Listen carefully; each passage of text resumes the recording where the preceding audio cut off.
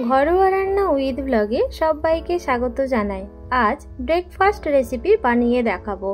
একটা সেদ্ধ আলু আর 1 কাপ আটা দিয়ে এত সুন্দর যে ব্রেকফাস্ট রেসিপি বানানো যায় সেটাই আপনাদের সাথে শেয়ার করব। চলুন তাহলে রেসিপিটি শুরু করা যাক। সবার প্রথমে একটা পাত্রের মধ্যে 1 কাপ আটা দিয়ে দেব আর দিয়ে দেব স্বাদ মতো লবণ। দিয়ে দেওয়ার পর ভালো করে মিশিয়ে নেব। ভালো করে মিশিয়ে নেওয়ার পর অল্প অল্প জল দিয়ে আটা মেখে নেব।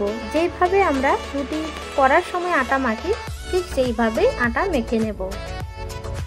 আটা ভালো করে মাখানো হয়ে গেছে, এটাকে 15 মিনিট ঢাকা দিয়ে রাখবো। অপরদিকে গ্যাস অন করে কড়াই গরম হতে বসিয়ে দিয়েছি। দিয়ে ওর মধ্যে 1 চামচ সাদা তেল আর 1 চামচ বাটার দিয়ে দেব। দিয়ে ভালো করে মিশিয়ে নেব।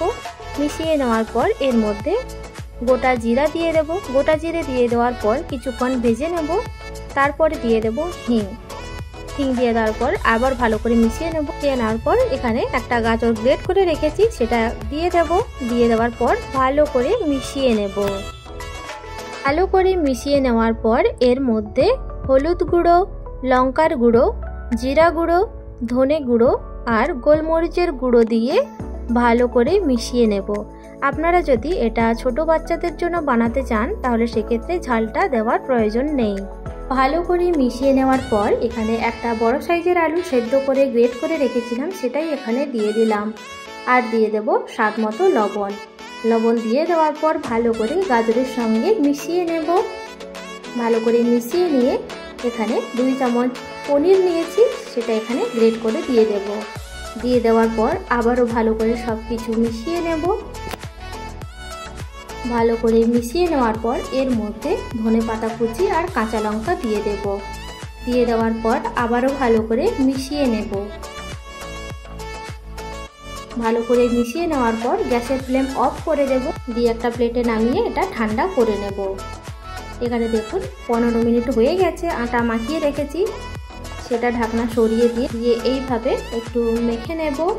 মেখে নেওয়ার পর দিয়ে এটাকে 2 ভাগ করে নেব। 2 ভাগ করে নেওয়ার পর যেরকম আমরা রুটি বেলি ঠিক সেইভাবে বেলবো, কিন্তু রুটি করার সময় যতটা পাতলা করে বেলা হয় অতটা পাতলা করে বেলবো না, একটু মোটা রাখবো। এইভাবে আর একটা লেচির রুটিও বেলে নেব। এর থিকনেসটা হবে এইরকম। আর এইদিকে আলু ঠান্ডা হয়ে গিয়েছে, আলুর পুরটা এখানে দিয়ে দেব। এর চারপাশটায় লাগিয়ে দেব। ভালো করে লাগিয়ে দেওয়ার পর আর একটা রুটি যে বেলে রেখেছিলাম সেটা এর উপর দিয়ে দেব। দিয়ে দেওয়ার পর এর ধারগুলো ভালো করে চেপে চেপে দেব।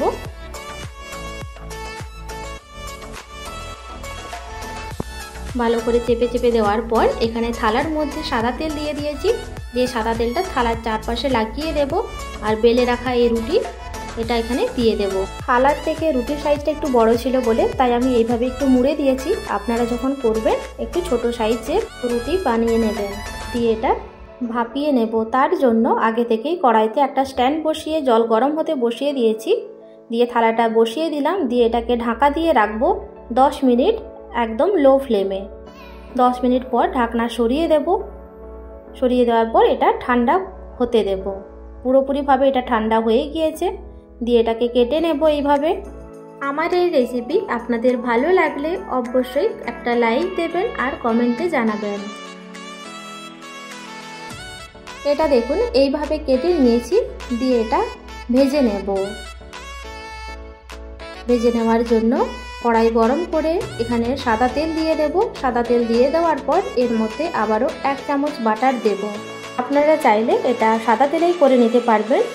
দিয়ে বাটার দিয়ে দেওয়ার পর ভালো করে তেলের সঙ্গে মিশিয়ে নেব। ভালো করে মিশিয়ে নেওয়ার পর এর মধ্যে দিয়ে দেব জিরা আর সাদা তিল। দিয়ে দেওয়ার পর আবারও ভালো করে মিশিয়ে নেব। মিশিয়ে নেওয়ার পর পুরো ভরা রুটি এখানে দিয়ে দেব। দিয়ে দেওয়ার পর একদিক ভাজা হতে দেব। একদিক ভাজা হয়ে গেলে অপর দিকটাতেও উল্টে পাল্টে দেব।